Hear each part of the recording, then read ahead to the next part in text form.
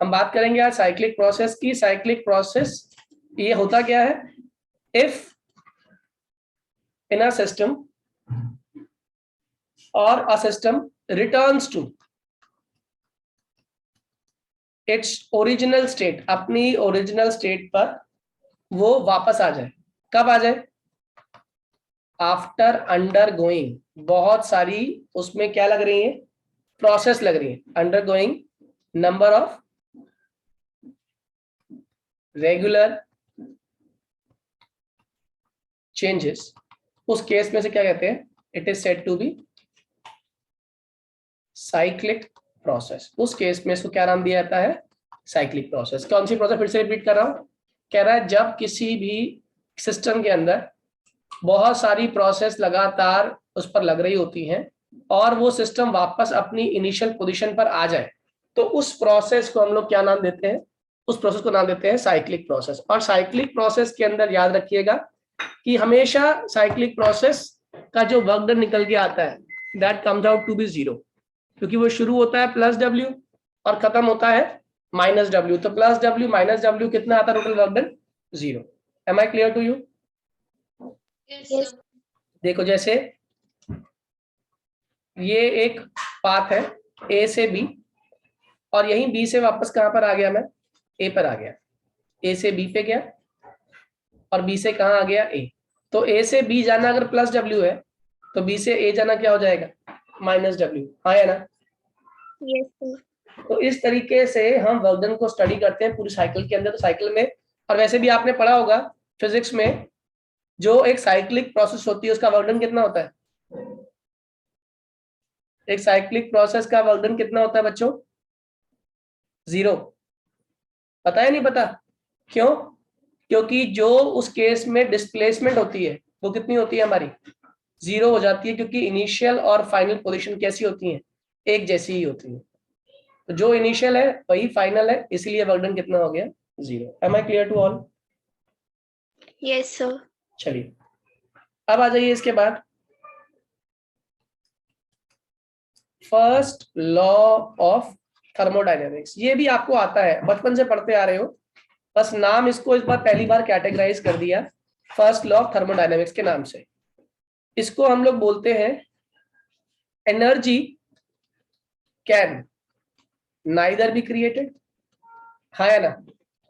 ना तो energy create हो सकती है, nor it can be destroyed, nor it can be destroyed, but it can be transformed from one form to another। एक form से दूसरी फॉर्म में कन्वर्ट तो हो सकता है, ये बात पक्का है। इसी को हम लोग क्या नाम देते हैं? First law of thermodynamics. मेरी बात समझ आ रही है? एक Yes. और भी तरीका है, और total energy of universe always remains constant और conserved। इसका मतलब क्या है? एनर्जी का एक्सचेंज तो होगा, एक फॉर्म दूसरी फॉर्म में कन्वर्ट तो होगी, लेकिन टोटल एनर्जी क्या रहेगी? हमेशा सेम। कोई इसको समझाता है? एग्जांपल देके क्या कहना चाह रहा हूं मैं, कोई समझाएगा?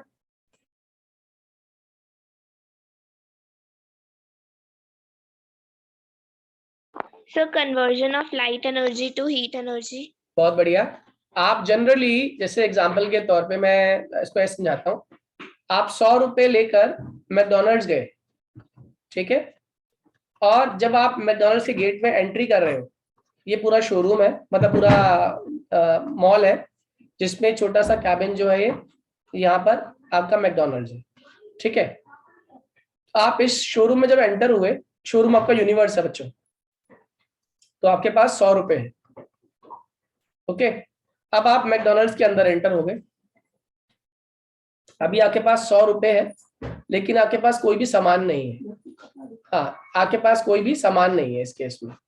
अब आपने 100 रुपए दिए और उससे बर्गर ले लिया और साथ में एक आइसक्रीम ले ली, और उसने आपको 70 का बर्गर दिया और 20 की उसने आइसक्रीम दी और 10 रुपए लगे आपके जीएसटी, यानी बिल दे दिया आपको। जिसमें 10 रुपए जीएसटी प्लस 70 प्लस 20 लिखा हुआ था। 70 plus 20 plus 10 that is equal to 100। तो किसी ने पूछा कि क्या आपके 100 रुपए पूरी तरह कंज्यूम हुए? आपने कहा हाँ पूरी तरह कंज्यूम हो गए।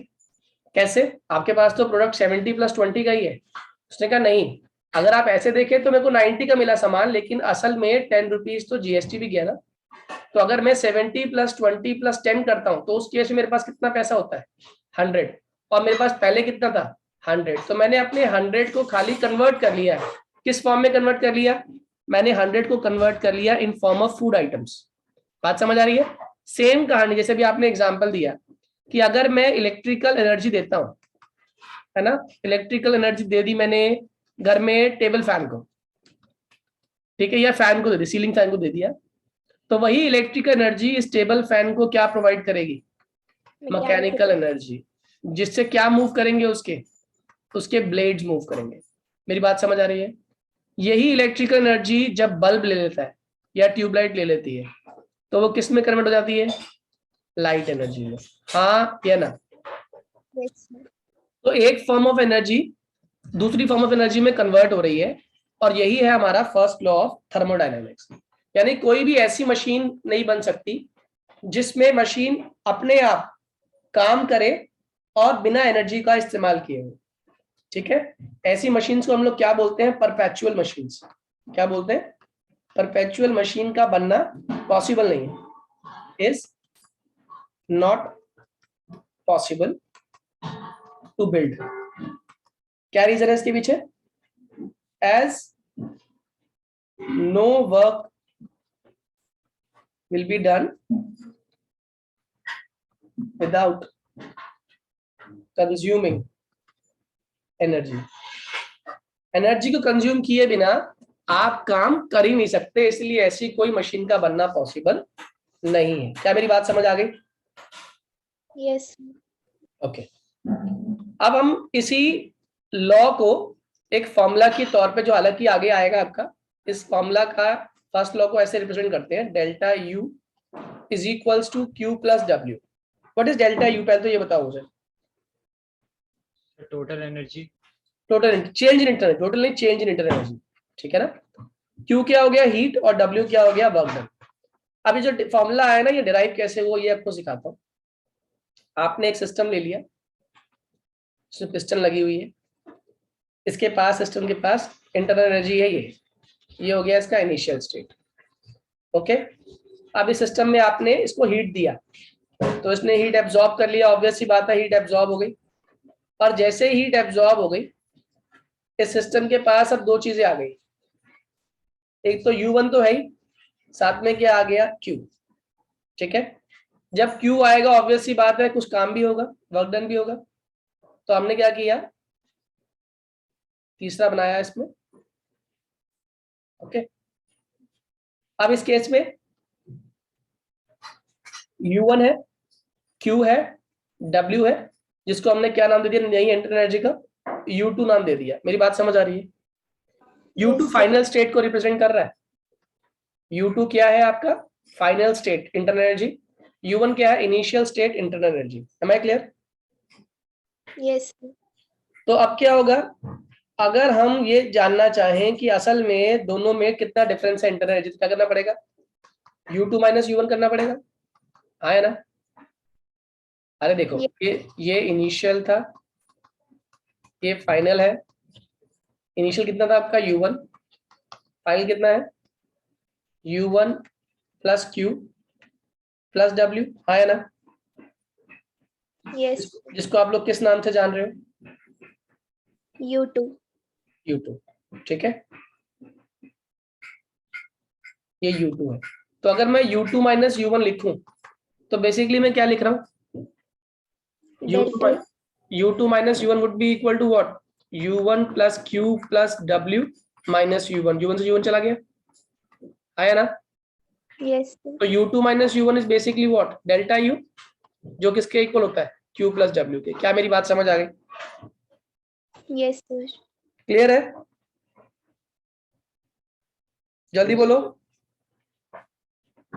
Yes sir. ओके। अब इस केस में अगर आपका सिस्टम काम कर रहा है तो सिस्टम पिस्टन को एक्सपेंड करेगा, है ना? सिस्टम क्या करेगा? पिस्टन को एक्सपेंड करेगा, है ना? Yes, sir.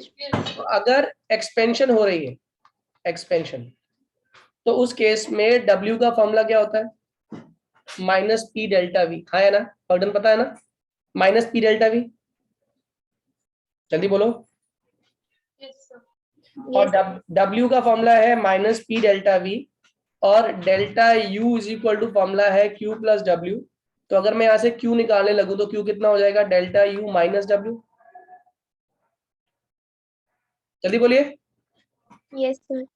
इसकी वैल्यू उठाइए और यहाँ पुट कर दीजिए। पता फॉर्मूला क्या बना?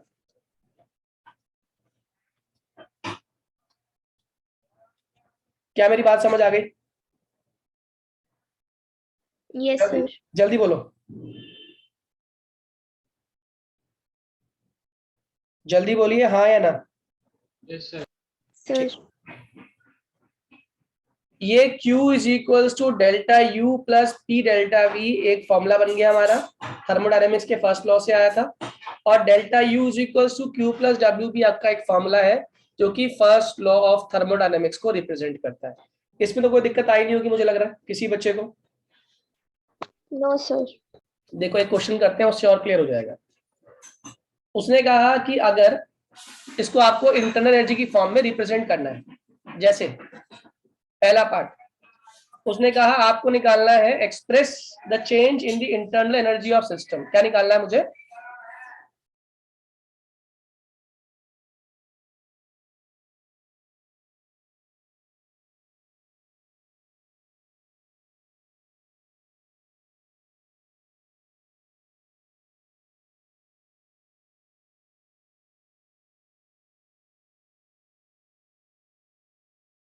कह रहा है इंटरनल एनर्जी चेंज निकालिए कब?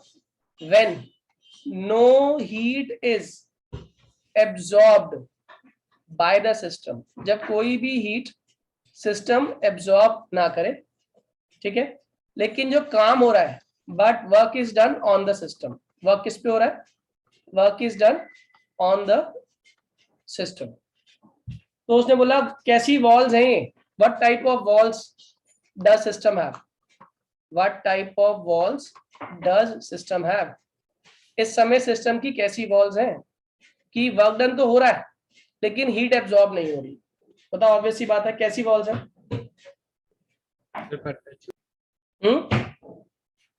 देखो इसको ऐसे ऐसे समझा करो, ऐसे क्वेश्चंस को। इसके ऐसे फॉर्मूला लगाओ पहले, delta U is equal to Q plus W, हाँ या ना? वर्क डन तो हो रहा है, यानी कि W की वैल्यू तो कुछ है, लेकिन क्या एब्जॉर्ब नहीं हो रही? हीट, यानी Q कितना हो गया? 0। Am I clear? Yes, sir. जब कोई भी हीट एब्जॉर्ब नहीं होती ना और वर्क डन हो जाए तो उस केस में वर्क डन क्या होता है हमारा? एडियाबैटिक। ध्यान रखना, the work done would be adiabatic. Am I clear to all? Yes, sir. ठीक है, सेकंड सुनो। कह रहा है अब कोई काम नहीं हो रहा सिस्टम पे, no work is done, no work is done on system, but Q amount of heat is taken out, but Q amount of heat is taken out from system and given to surrounding। और हमने क्या किया? System से लिया और कहां दे दी? Heat surrounding में दे दी। बताओ कैसी वॉल्स है? ऑब्वियस सी बात है, सिस्टम से लिया और सराउंडिंग में दे दिया, यानी क्या हो रहा है? एक्सचेंज हो रहा है। जल्दी बोलो, delta U is equals to Q plus W, सही है? क्या हो रहा है इस केस में? No work is done, W कितना हो गया? और जल्दी बोलो, 0. 0 हो गया, ठीक है? और हीट जा रही है या आ रही है? हीट बाहर जा रही है। जब भी देखो कन्वेंशन याद है ना, जब हीट बाहर जाती है तो Q को क्या लेते हो आप? Minus Q। तो ये क्या हो गया? माइनस Q, हाँ या ना? Yes. और हीट जब एब्जॉर्ब होती है तो क्या होता है? Plus Q। तो delta U is equal to क्या हो रहा है हमारा? Minus Q।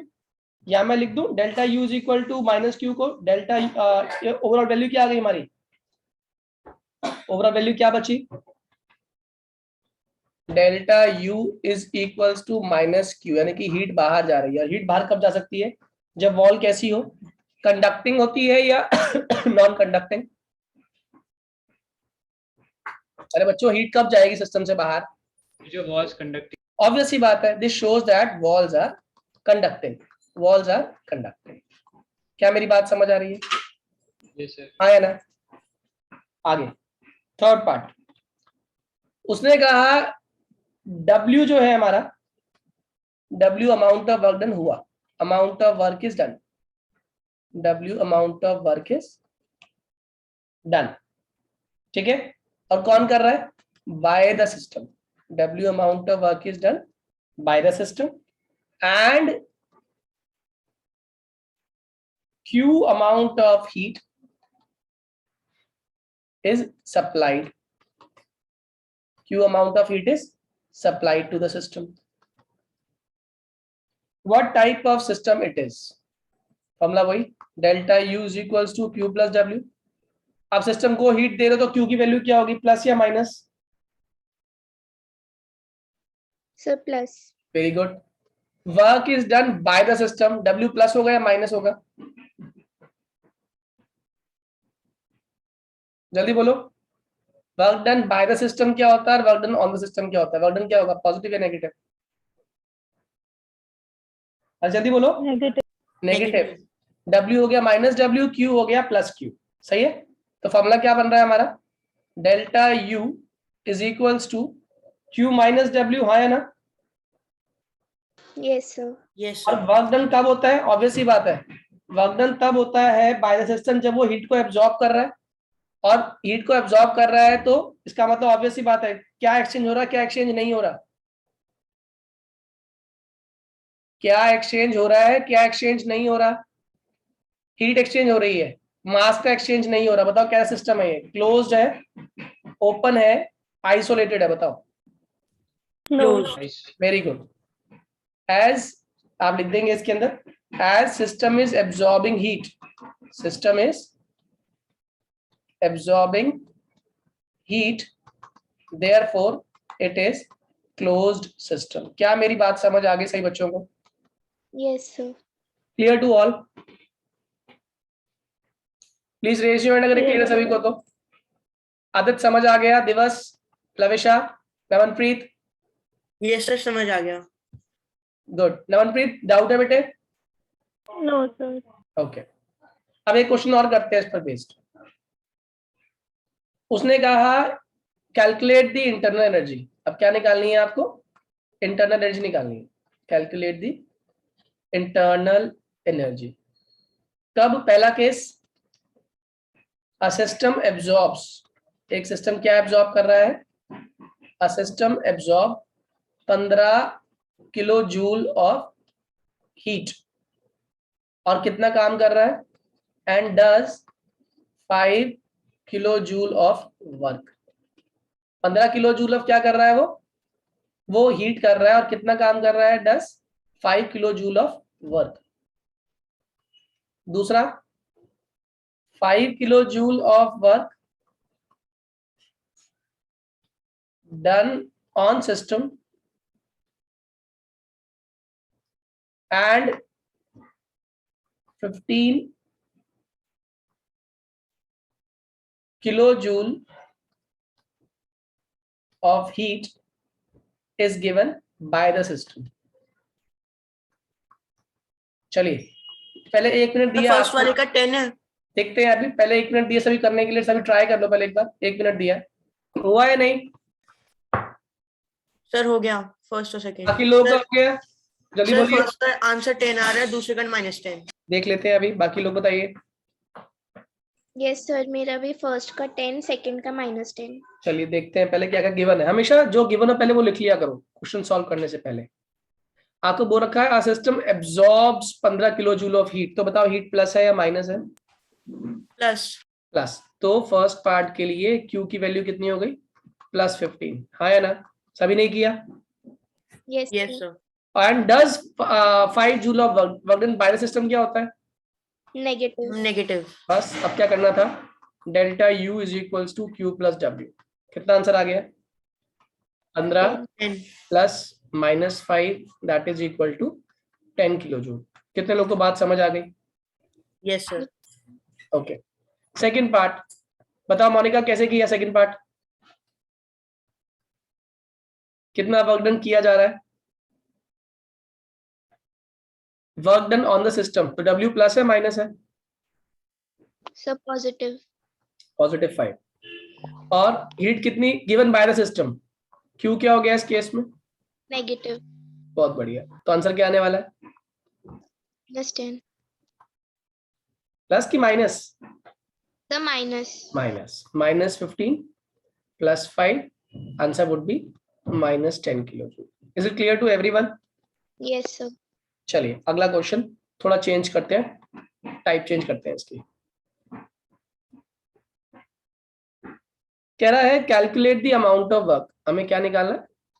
Amount of work calculate करना है। ओके, कब करना है? First part, 1 mole of ideal gas, 1 mole of ideal gas contained, कहां प्रेजेंट है? Contained in a bulb of 10 liter capacity at 1 bar allowed to enter into an bulb of 100 liter capacity। पहला part है, आपने एक ideal gas ले रखी है जो एक बल्ब में है जिसकी खुद की कैपेसिटी कितनी है? 10 लीटर की, और कितना प्रेशर मेंटेन किया हुआ? 1 बार। उसको अलाउ कर दिया आपने एंटर करने के लिए एक खाली बल्ब जो कि 100 लीटर कैपेसिटी का है, तो कितना काम हुआ? सही है। अब ऑब्वियस सी बात है, ये एक्सपेंशन होगा या कंप्रेशन होगा? जल्दी बोलो, ये एक्सपेंशन होगा या कंप्रेशन होगा? एक्सपेंशन। एक्सपेंशन होगा, ठीक है। और एक चीज ने साफ साफ कही है, आपने ध्यान से पढ़नी है उसको। एक ना प्रोसेस होती है, मैंने समझाया था, फ्री एक्सपेंशन, याद है? लिखवाया था मैंने आपको फ्री एक्सपेंशन। यहाँ पे एक वर्ड लिख दूं जो मैंने नहीं लिखा, into an evacuated bulb. What is evacuated bulb? यानी क्या क्रिएट कर दिया आपने वहां पे? वैक्यूम क्रिएट कर दिया। यानी ये कौन सी एक्सपेंशन की बात हो रही है बच्चों? This is free expansion. आपको याद आया, लिखवाया था मैंने free expansion. What is free expansion? Free expansion वो प्रोसेस होता है जिस केस में एक्सटर्नल प्रेशर कितना होता है आपका? 0। और अगर एक्सटर्नल प्रेशर 0 है तो W क्या होता है? P डेल्टा V, तो W भी कितना हो गया? 0। क्या मेरी बात समझ आ गई? जल्दी बोलिए। Yes sir. तो इसका मतलब आप क्या करोगे? इस काम को होने के लिए कोई, मतलब इस गैस को एक्सपेंड करने के लिए किसी एनर्जी या वर्क डन की जरूरत नहीं है। इसका फॉर्मूला हो जाएगा delta U is equals to Q plus W। और आपने कोई एनर्जी तो दी नहीं इसके अंदर, है ना, क्योंकि एडियाबैटिक प्रोसेस है ये, ना एक्सचेंज हो रहा है, ना कहीं जा रहा है, ना कहीं से आ रहा है। एडियाबैटिक प्रोसेस में Q की वैल्यू कितनी हो गई? 0। तो Q 0, इस केस में W 0, तो डेल्टा U भी कितना हो गया हमारा? 0। पहला पार्ट समझ आया आप लोगों को? Yes, sir. सेकंड पार्ट की बात सुनिए। अब सेकंड पार्ट में उसने कह दिया कि 1 मोल ऑफ गैस दिया हुआ है आपको, 1 mole of gas is allowed to expand. इसको एक्सपेंड करना है हमने, allowed to expand from a volume of 1 litre to volume of 5 litre against constant external pressure of 1 bar। Okay, और यहां बता दिया उसने कि 1 लीटर बार जो होता है that is nearly equal to 100 joule. इस केस में कितना काम होगा? जब 1 मोल गैस को आपने अलाउ किया एक्सपेंड करने के लिए from a volume of 1 litre to a volume of 5 litre against constant external pressure of 1 bar. अब इसका मतलब पहले तो मुझे चेंज इन वॉल्यूम देखो, डेल्टा वी कितना आ रहा है, ये कितना है 5 लीटर, ये कितना है 1 लीटर, दैट इज 5 माइनस 1, कितना लीटर हो गया 4 लीटर। 4 लीटर प्रेशर कितना रखा हुआ आपने 1 बार। तो आप मुझे बताओ W कितना हो गया, एक्सपेंशन हो रही है ना इसके अंदर भी, तो छोटी वॉल्यूम से बड़ी वॉल्यूम में जा रहा है, तो W is equal to formula क्या लगता है माइनस पी डेल्टा वी, हाँ या ना, तो it would be minus 1 into 4 that is minus 4 litre bar. जल्दी बोलिए। Yes sir. अच्छा 1 लीटर बार में कितना प्रेशर होता है 100 जूल,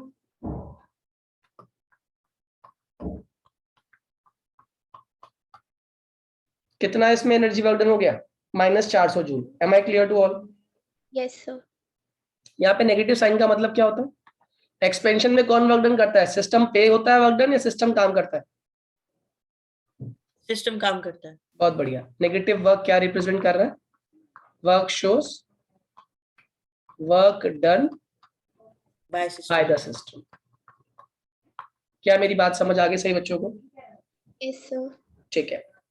अच्छा ये प्रोसेस कैसी है, क्योंकि आपने वैक्यूम क्रिएट किया हुआ, नहीं बाहर से अंदर कोई हीट का एक्सचेंज नहीं हो रहा है, नहीं कैसी प्रोसेस है, एडियाबैटिक।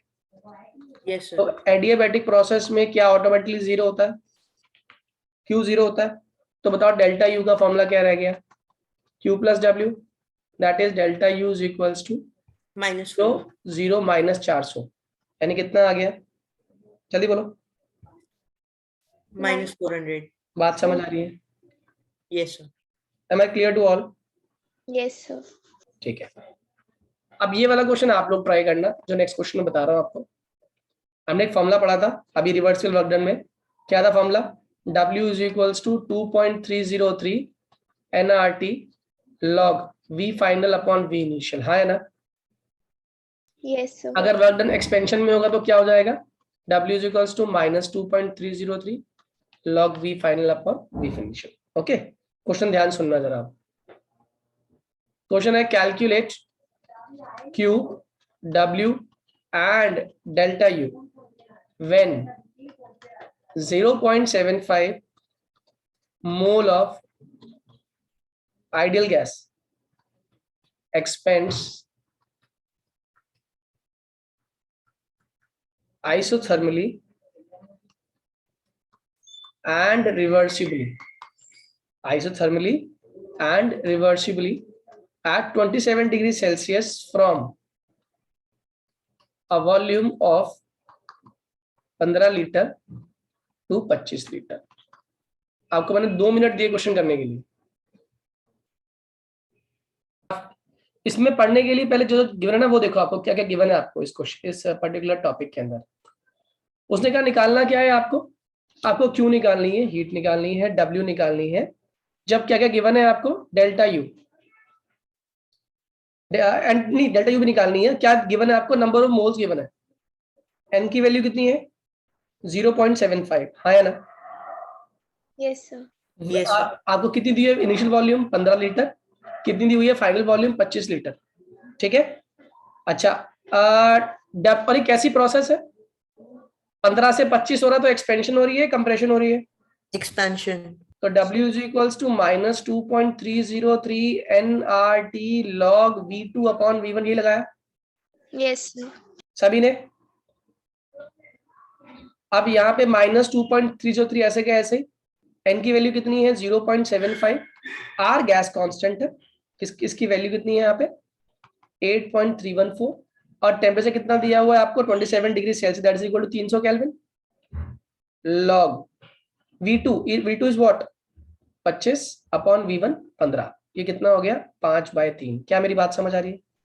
Yes, sir. सॉल्व कर पाए इसको, minus 2.303 into 0.75 into 8.314 into 300 log 5/3 की जो वैल्यू है ना वो आपको लॉग टेबल से देखनी पड़ेगी, और अभी के लिए फॉर योर कन्वीनियंस मैं आपको हेल्प कर देता हूँ।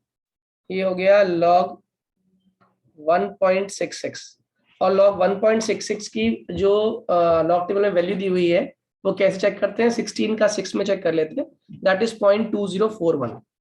क्या वैल्यू आती है इसकी, ये आपको एग्जाम में गिवन होगी, अदरवाइज आपको लॉग टेबल देंगे। और कैसे देखते हैं लॉग टेबल अभी सिखा दूंगा आपको मैं। इसे सॉल्व कर लोगे हाँ या ना? Yes, sir. Yes, sir. ठीक है, ये क्या निकल के आ गया आपका? ये W निकल के आ गया। ओके, अब कौन सी प्रोसेस है ये? कैसी प्रोसेस थी? Expansion. रिवर्सिबली आइसोथर्मल प्रोसेस है ना, आइसोथर्मल प्रोसेस। अब delta U is equal to Q plus W होता है, हाँ या ना? अब आइसोथर्मल एक्सपेंशन में याद रखना इंटरनल एनर्जी की वैल्यू कितनी होती है? 0, ये याद करना। आइसोथर्मल एक्सपेंशन में डेल्टा U की वैल्यू कितनी होती है? 0। तो इसका मतलब सिंपली कह दूं Q is equal to minus W है। Yes, sir. Yes, sir. W ऊपर निकाल चुके हो, आंसर आ गया। Q is equal to minus of minus W that is plus W, answer आ गया। कितने लोग को बात समझ आ गई? Yes, sir. ये क्लियर हुआ? Yes, sir. फर्स्ट लॉ पर बेस्ड ये कुछ क्वेश्चंस थे।